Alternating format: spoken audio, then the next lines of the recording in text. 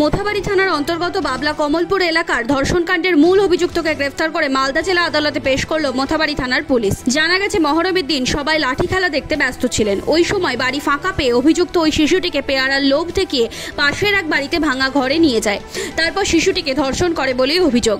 এ নিয়ে শিশুটির পরিবারের পক্ষ থেকে থানায় একটি লিখিত অভিযোগ দায়ের করা হয়। ধর্ষণের পর থেকে অভিযুক্ত পলাতক ছিলেন। 72 ঘন্টার মধ্যে মোথাবাড়ি থানার পুলিশ অত্যন্ত তৎপরতার সঙ্গে কাজ করে অভিযুক্তকে গ্রেফতার করে আজ মালদা জেলা আদালতে পেশ করেছে। মালদা থেকে গোলাম হাবিবের রিপোর্ট, এনবিটিভি। বেহাল রাজ্য সড়ক সংস্কারের দাবিতে মালদা জেলার রতুয়ায় স্থানীয় বাসিন্দারা পথ অবরোধ করলেন। স্থানীয়দের অবরোধের জেরে প্রায় 1 ঘন্টা রতুয়া মানিকচক সড়ক বন্ধ থাকায় ভোগান্তিতে পড়তে হয় নিত্যযাত্রীদের। রাজ্য সড়কে আটকে পড়ে অ্যাম্বুলেন্স সহ পুলিশ ভ্যান। পরে প্রশাসন রাস্তা সংস্কারের আশ্বাস দিলে অবরোধ তুলে নেন আন্দোলনকারীরা।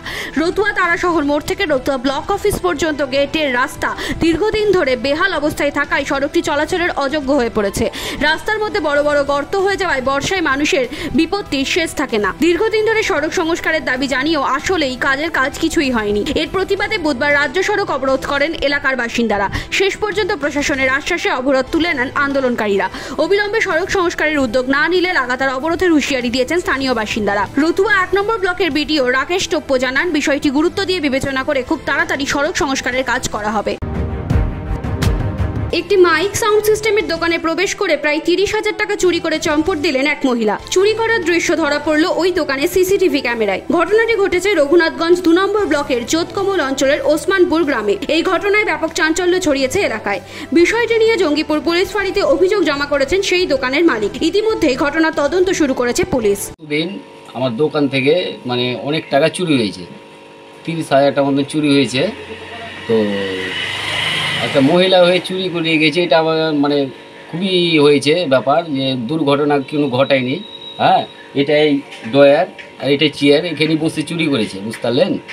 তো আমি চাইছি যে মহিলা হয়ে যে চুরি করেছে একটা, আমি এই যে সিসিটিভি ক্যামেরা ফুটেজ দেখলাম, এসে দেখলাম আমার সামনে বের হলো দিয়ে আমি সিসি ক্যামেরা ফুটেজটা দেখলাম।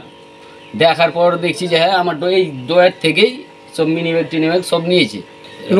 হ্যাঁ, থানাতে ডায়েরি করেছি, তো ফাঁড়িতে আমাদের জঙ্গিপুর ফাঁড়িতে করেছি। হ্যাঁ, স্যারকেও আমি হস্তক্ষেপ দিয়েছি, বুঝতে পারলে যে ঠিক আছে আমি দেখছি। এসে আমরা অনেক খোঁজাখুঁজি করলাম, হ্যাঁ, কিন্তু আমি খবর পেলাম না।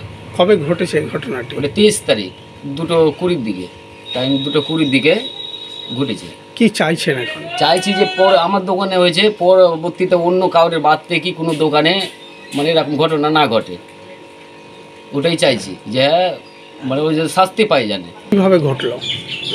ওরা ভ্যান ধুতে গেছে, আমার ছেলেটা দোকান বন্ধ করে, আমি উপরে ছিলাম, বাচ্চাটাকে খাওয়াচ্ছিলাম, খাইয়ে টাইয়ে ঘুমিয়েছি। তারপরে ওদের আওয়াজ পেলাম যে এসছে, তো আমি বলছি যে তাহলে আর নিচে যাবো না, হোক খেতে দেওয়ার পরে তখন আমি গোসল করছি। তো তারপরে আমাকে এই দেওয়ারটা বলছে যে তোমার ভিতর থেকে যে একটা মহিলা বের হয়ে যাচ্ছে, ভেতরে ঢুকে গেছে, তো তুমি ভিক্ষা দিচ্ছ, তো বাইরে দিতে পারো না। তো আমি বললাম যে না, আমি ভিক্ষা দিয়েছি তো।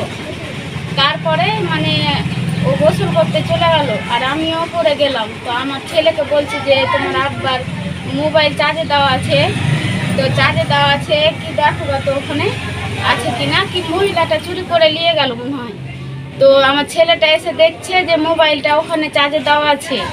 তারপরে আমি আবার ওপরে ওর পকেটে মানি ব্যাগটা ঢুকছি, তো মানি ব্যাগও নাই তো। তারপরে আমি আবার এখানে আসি, তো এখানে দেখছি মোবাইলটা চার্জে দেওয়া আছে, তো মানি ব্যাগ নাই। তারপরে ডয়ারটাতে হাত দিছি, তো খুলে যাচ্ছে। তারপরে ও এসে বলছে যে তুমি কি করছো এখানে, কি ঢুকছো? তো আমি বললাম যে তোমার মানি ব্যাগটা কই না, তো বলছে যে আমি জানি না খো। তারপরে আমি বলি যে তোমার এই ক্যামেরাটা চালু করো, তো দেখো।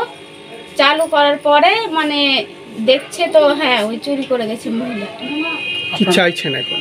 ওকে শাস্তি দেওয়া উচিত। জঙ্গিপুর থেকে আব্দুস সামাদের রিপোর্ট, এনবিটিভি।